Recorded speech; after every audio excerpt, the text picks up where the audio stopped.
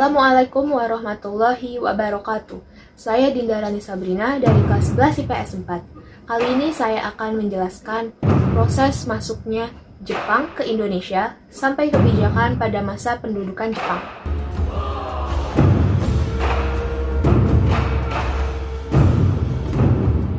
Pada tanggal 7 Desember 1941, terjadi peristiwa yang besar.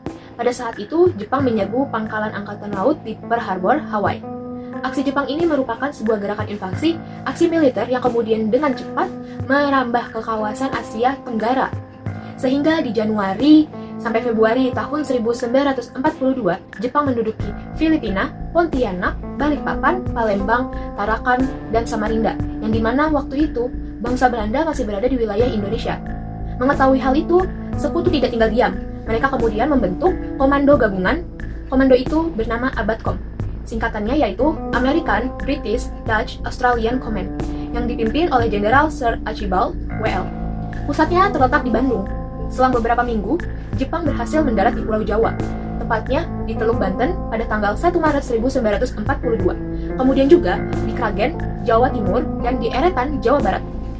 Setelah itu, 4 hari kemudian, kota Batavia jatuh ke tangan Jepang, tepatnya pada tanggal 5 Maret 1945. Setelah Jepang berhasil menguasai beberapa wilayah tersebut, akhirnya tanggal 8 Maret 1942, Belanda secara resmi menyerah kepada Jepang. Penyerahan kekuasaan kepada Jepang oleh sekutu dilakukan pada tanggal 8 Maret 1942 melalui sebuah upacara di Kalijati, Subang, Jawa Barat. Gubernur Jenderal Terjaladan Starkenborg dan Jenderal Terporten menjadi wakil sekutu dalam upacara tersebut. Kemudian, Jenderal Hitoshi Imamura menjadi wakil dari Jepang. Menyerahnya Belanda terhadap Jepang dianggap sebagai akhir dari penjajahan Belanda. Jepang dianggap saudara tua atau Hako Ichiyo. Bangsa-bangsa Asia serta mengumandangkan propaganda Gerakan 3A pada tanggal 29 April 1942, yaitu Nippon Cahaya Asia, Nippon Pelindung Asia, dan Nippon Pemimpin Asia. Gerakan ini diketuai oleh tokoh pergerakan nasional yaitu Mr. Syamsuddin. Setelah menguasai Indonesia, Jepang membagi ke 3 daerah militer yang masing-masing dikendalikan oleh Rikugun atau Angkatan Udara dan Taigun atau Angkatan Laut Jepang. Pada saat itu, pemerintahan Jepang mencetuskan kebijakan-kebijakan di Indonesia. Yang pertama dari segi politik. Pertama, mendorong penggunaan bahasa Jawa dan bahasa Indonesia sebagai pengantar dan melarang penggunaan bahasa Belanda.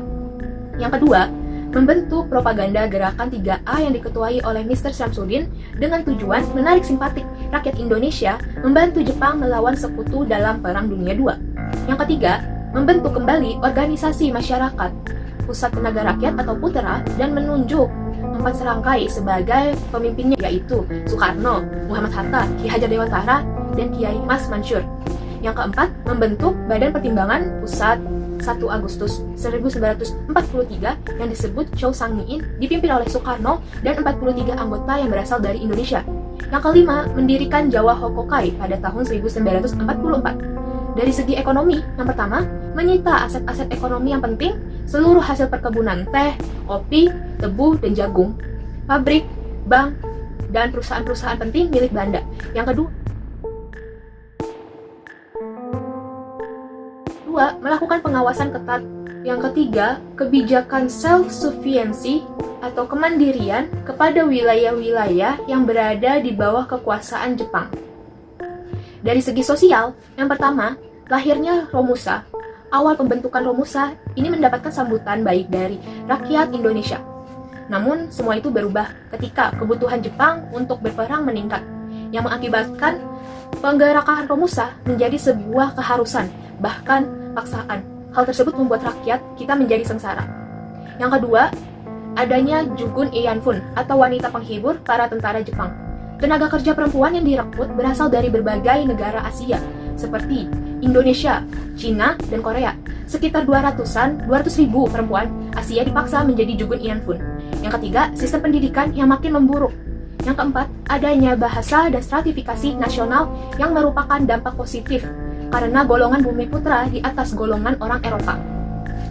Dari segi kebudayaan, yang pertama, Jepang pernah mencoba menerapkan kebudayaan memberi hormat ke arah matahari terbit atau Seikeirai kepada rakyat Indonesia, tetapi langsung mendapat pertentangan dan perlawanan dari masyarakat di Indonesia.